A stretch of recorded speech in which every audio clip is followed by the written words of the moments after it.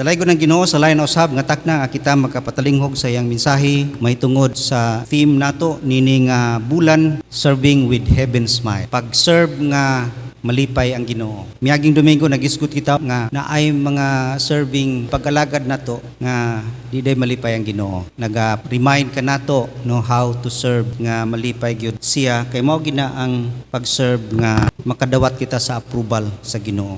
Ninintak na adto kita sa mensahe naguluhan kini o God's favorite tools. Paborito nga tools sa Ginoo. Naagyud ko'y paborito nga tools kana mag-repair bitaw na ako screwdriver nga pwede siya bisagon sa niya gamay ra pod gamit gyud sa kayo mao pud na sa pagkinabuhi nato sa Ginoo nga ang Ginoo nay paborito nga tools not nga ang Ginoo nay favoritism but kini padayag nga naagyoy mga servants nga make themselves fit for the master's use kanang haom gi kay siya nga mahimong galamiton sa Ginoo. God's favorite tools. Ang atong text 2 Timothy 2:20 na dinhi ang tulo ka butang nga tan-aw nato about serving with heaven smile sa verse 15 nga niingon diha nga do your best to present yourself to God as one approved, a workman who does not need to be ashamed and who correctly handles the word of truth. As one approved kanang mo-approve gid ang Ginoo. Moingon siya good and faithful servant. So nganong paborito man gyud nga tool sa Ginoo kini nga mga servants. Unsa di ang naa sa ilaha nga atong tan-aw nining takna nini nga verse sa 2 Timothy. Una kini nga mga servants they are cleansed by God's grace. Sila hinugasan sa grasya sa Ginoo. Ingon diha sa verse 21 sa first part,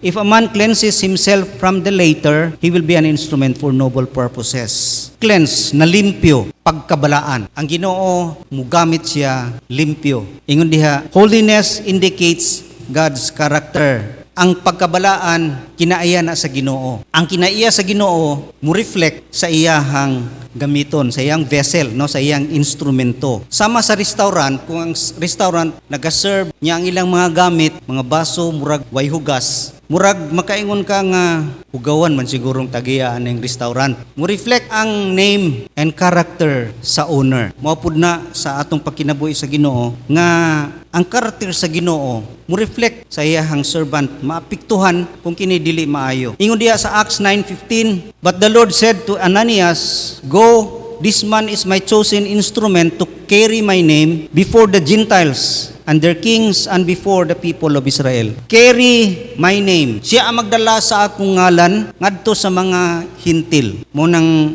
ang mga servant, ang mga alagad sa Ginoo, kita mga servant nagdala gyud ta sa ngalan sa Ginoo. Ganahan gyud ang Ginoo ini nga tools kay cleansed by God's grace. Tungod kay ang iyahang karakter mag-reflect ana nga instrument kana nga servant. God is more concerned with character than talent. Mas concerned ang Ginoo sa karakter kaysa talento ug sa abilidad. Bisag unsa kanimo kamaayo o abilidad dili na magmatter sa Ginoo. Ang tao mo admire sila ang tao og talent, education, no, or even charisma. May kag charisma daghay mo believe ayo sa imuha pero ang Ginoo dili mo believe ana. The choosing of David as king sa 1 Samuel 16:7 wala sa appearance kay ang gipili una tumang matso dako kayo pero ingon na Ginoo mupili not the outward but the inward, what is in the heart. Ang Ginoo mo gamit gyud not merely mga talented servant but holy servants. Gifts, skills, mga skills and opportunities are important man na sa atong pag-alagad but they are most effective when joined with holy life. Kaya ang holy life mag-reflect ang karakter sa Ginoo. Ganahan gyud sa Ginoo kini yung clean vessel, cleansed by God's grace tungod kay mo display gyud sila sa karakter sa Ginoo. It points Christ rather than itself. Ang master mag-receive sa glory. The vessel is never be the focus. Kung magpanday ka, gwapo kay pagkahimo nimo, ay ingna mapokus ang tao sa martilyo og sa gabas dili. Mapokus siya sa naghimo. Mao nang ang servant ganahan gyud ang Ginoo aning cleanse kay mo reflect makita siya ang iyang name mag-glorify siya ang ma-honor. God is not looking for talented servants, but servants who will display who He is and what He can do. Mao na ang giganahan sa Ginoo ni mga cleansed vessel, kay makita siya og makita pod unsay iyahang mahimo, dili unsay abilidad sa instrumento. Si Moses ang dako kay nga example sa Bible nini. Is just a simple, dili extraordinary, pero nakita unsay gibuhat sa Ginoo og kinsa ang Ginoo sa kinabuhi ni Moses. Unang, the question is not, am I serving? But the real question is, am I serving with a life that honors God? Ikaduha, not only holiness indicates God's character, but also holiness increases usefulness. Mo increase ang usefulness kung ang instrumento limpyo. Ingon diha, if a man cleanses himself from the later, he will be instrument for noble purposes, made holy, useful to the master. Made holy. Makita nato ni sa mga doktor. Dili gina ang doktor mo gamit og hugaw ka instrumento. Gunting, hugaw, pag opera, ma-infeksyon ang pasyente. No, mao pud na sa atong kinabuhi diha sa Ginoo. A dirty cup cannot receive clean water. Mo nang kinahanglan ni empty gyud ang atong kaugalingon, mo na ingon dia cleanse, empty from sinful nga mga butang, o kini nga servant ganahan gyud ang Ginoo. Kay mo ni ang mga servant nga naga-clean gyud, kana bang naga-maintain a life of discipline, naga-disiplina silang kaugalingon. Physical, bisan gani sa atong pagkinabuhi nag-exercise ta, kay naga-maintain ta, physically fit. Mao pud na ang kalipay sa Ginoo gyud sa mga servant nga sama niini. They guard their heart, and also kini nga mga servant naga-cooperate sa God's cleansing work. Ang Ginoo mataglaw sa kinabuhi, naga-clean gyud. Pag ingon nato nga ang Ginoo nangita og kining holy, kita disqualified bang tatanan kay may di makasala. Pero ang gipangita sa Ginoo blameless. At least kita blameless. Kana yung ang standard is mas taas-taas kaysa dili clean gyud nga vessel. Mao nang ganahan gyud ang Ginoo aning mga tao, mga servant kasama ni kay naga-clean sila silang kaugalingon. Naga-cooperate sila sa cleansing work sa Ginoo. Sunod sila unsay buhaton sa Ginoo sa ila through His word, and also purifying work kini mga trials sa kinabuhi. Naga-submit sa refining work sa Ginoo. Mo nang ganahan gyud ng Ginoo ana. Mo nang paborito niya nga tools. Ikaduha, ang holiness usab dili lang siya nag-add og effectivity, naghatag pud siya credibility. Pag holy ka, mas credible. Dili madaot ang Ginoo kay makita sa imo nga credible gid ka. It means nga kita nagkinabuhi nga naga-strengthen sa atong witness sa Ginoo. We are witnesses of God, naga-maintain gyud ta og integrity, kanang dayag gyud ang atong pagkinabuhi, integridad. And ikaduha, not only nga ganahan ng Ginoo sa cleansed vessel, but also a vessel nga consecrated for His purpose only. Consecrated to God's purposes. God doesn't want to share vessel. He wants the whole vessel. Mo nang pag-ingon nato nga consecrated, it means belonging completely to God. Separated, set apart, para ra gyud ka sa Ginoo. Mo nang ganahan gyud ang Ginoo aning mga servant ka consecrated kay para ra gyud sa iya, para sa iyang mga katuyuan. Sa laktod nga pagkasulti, kini nga mga tao ingon diha nga useful to the master, kay para ra magyud sa iya. Dili man bisag asa magpagamit. It means owned by God. Ako ra gining gamit, while aing magamit ani. Ingana ang principle nga kita ganahan ta sa tools kay kita gusto lang. Ako ra gimo gamit ani. Owned by God. Kini nga mga servants ganahan gyud ang Ginoo because they are serving with a sense of divine ownership. Ang ilang pag-serve, ang ilahang mentality is owned by God sila. Muna ingon diha sa 1 Corinthians 6:19-20. Do you not know that your body is a temple of the Holy Spirit who is in you, whom you have received from God? You are not your own. You were bought at the price. Therefore, honor God with your body. Naga-acknowledge ko sila ani nga, gipalit ko. We are redeemed with a price. Giredeem ta ang bayad, kinabuhi sa Ginoo diha sa cross, aron mabayran na atong mga kasalanan. Mao nang bought with a price, dako kay price kay ngayang dugo, lawas ang bayad niya na. Mo nang kini nga mga servant nga na ilang mentality. Dili na ako tagiya sa akong galingon, kundi ang Ginoo na. Ang akong kinabuhi didto na sa iyahang katuyuan. Dili na akong katuyuan. Kini nga mga tao ganahan gyud ang Ginoo because ang ilahang pag-serve mo epekto kining ing-ani nga mentality nga I am owned by God. Mo nay naka hatag og dako nga contribution the way they serve. I am owned by God. Asa nato ni makita ang epekto sa ilahang pag-serve having this principle nga they are owned by God? Ang ilahang pag-serve with humility. They serve humbly. Kini nga mga servant ang ilang pag-alagad sanon, no? Instead nga pride. Nag-acknowledge magud sila, nag-recognize sila nga I belong to God. Walay ako tanan, ang gasa, ang opportunity, mga accomplishment iya hana. Walay ako ana. Ngunang owned man siya sa Ginoo. Pag own ka sa Ginoo, mas humble ka kay ngano, dili ka mag-seek og recognition. Ano mag-seek mag-recognition di man ay mo ha? No, di ba? Pahulam lang tag ko ano niya, manghambog ta nga gihuram ra nato na atong gamit. O, gwapo kay ni akong gamit. Dili kay di man na ato Even when we are unappreciated, dili tambalakan ni ana kay dili man na imuha. No, ingan nga prinsipyo nga pag-alagad, wala naga-seek og honor og recognition og ma-appreciate tungod kay alang kanila. They are just stewards. Dili sila owner sa mga gihatag sa Ginoo sa ilaha. Munang humble gyud nya, less defensive. Kita kung mag-serve, kung i-criticize gani, masuko magyud no? Masuko ta. We are protecting our reputation. Pero ang tinuod nga servant sasama niini nga mga servant humble, dili sila masuko kay dili man ilaha na reputation sa Ginoo ang ilahang gi-criticize. Mao na.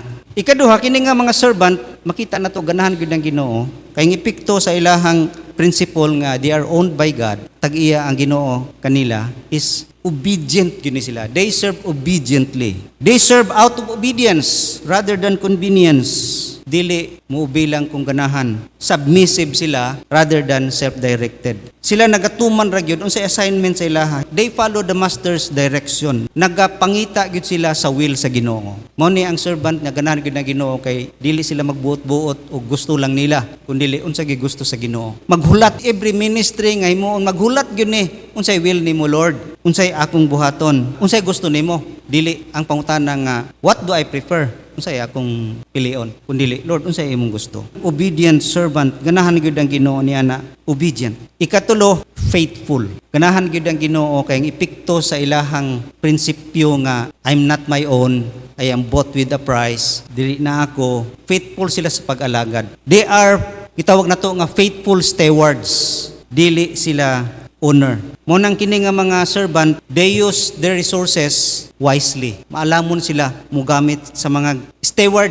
Gipiyal man sa Ginoo sa ila kanang tanan. Munang kini nga mga servants, they hold nothing back from God. Wala sila pugnan. Wala sila pugnan kini man ilaha. But pasabot nga tanan sa ilahang kinabuhi, ang ilang kasing-kasing, ang ilang time, ang ilang talent, ang ilang abilidad, ang ilang possessions, ang ilang ambitions, ang ilang finances, ang ilang relationship and future, dili na ilaha sa Ginoo na. Mao na servant nga kalipay gyud sa Ginoo kay sila wala sa Ginoo na tanan. O gamito na to His will and to His glory. For His glory and honor. Mo na ka nga servant, walay pugnan kini man na iya. Wise ka na siya mugamit sa iyahang time, talent, treasure. Kay kahibalo siya, dili na iyaha. O kahibalo siya, nga accountable siya ni ana. O unya sa ulahing mga adlaw, paninglan siya ana. No, mo nang ganahan gyud ang Ginoo ani nga mga servant tungod kay they serve faithfully with eternal perspective. Kini nga mga servant God, kahibaw sila nga dili ni ilaha tanan. Dili sila tagiat. So why sila mogamit ni ana? Nga gamiton nila nga ang goal eternal. Matag naa sa ilaha gipiyal sa Ginoo, dapat muginan siya na og eternal gain. Dili temporal, no? Dinhi kwarta isuri-suri, kaldipay, no? Imuharan ng gain. Pero kung i-invest nimo na, right use of your investment, invest na nga dito sa mga buluhaton sa Ginoo, mo na eternal nga significance. Ang mga servant kasama niini, ang ilahang perspective, ang ilang priorities, eternal. Dili lang. Mo nang ganahan gyud ang Ginoo ni ana. They able with ministry by faithfulness and God's approval rather than popularity, numbers, or applause of men. Faithful gini sila mga servant. Faithfulness. Munang kung kita kahibalo niini nga principle, pareha niini nga mga tawhana, we stop comparing ministry from others. Mas dako ni ako. Lain ang responsibilidad nako. Kundi lain tag responsibility, but our calling is faithfulness. Pagkamatinud-anon. And lastly, unsa epekto ani sa kinabuhi kung ang atong prinsipyo nga we are not our own, we we are bought with a price, is we serve joyfully. Nagyod ang kalipay sa pag-alagad. Kay ngano, kung kahibalutan nga di na ato tanan, grasya na tanan sa Ginoo. Ug asa man na paingon, thanksgiving. Kung kahibaluta nga di na imong time, imong opportunities, bisag opportunities di na imuha. Abilidad di na imuha. Pero mo claim kita gato kaya ako ginagpanday ana. Pero kanang mga beyond control, hangin, opportunities, di man na nimo control sa Ginoo man na di ka mo claim ana. Mo nang paingon gyud sa pagpasalamat. Mo nang ang mahitabo, ang pag-serve dili kapoy, kundi ang pag-serve delight kay pagpasalamat man. Mo ning inganay klase nga mga servant, ang ilahang service dili na sila burden kundi that is worship. Ang ilang pag-serve, thanksgiving and praise. Delight para sa ilaha. Ang pag-alagad, dili obligasyon, kundi kalipay. Joyful service. Mo nang kalipay gid ang Ginoo kay kini nga mga tools mo endure gid ni og sacrifice. Kay ngano wala man sila nagtan-aw sa unsay cost kundi unsay ikalipay sa Ginoo. When you express thanksgiving, di ba? Ang pangitaon gini mo ang kalipay niya. Para ang natay bisita, nya natay utang kabubuton. Wa tay kwarta mangutang pagani, di ba? Kay para i-prepare mag-ilitson kita kay pasalamatan ko ni tawhana. Kung wala pa ni siya wa na ko karon. Wa na ko prisuhan. Ingana joyful, no kalipay gyud og moagwanta gyud. Bisag mga kalisod sacrifice tungod kay dili magtan-aw sa cost kundi magtan-aw unsa ikalipay sa naghatag sa iya sa tanan. Mao nang consecrated to God's purpose. And lastly, ang ikalipay pod sa Ginoo nganong kining mga tawhana favorite tools man nga servant sa Ginoo because constantly ready for service. Ingon diha sa 2 Timothy 2:21, if a man cleanses himself from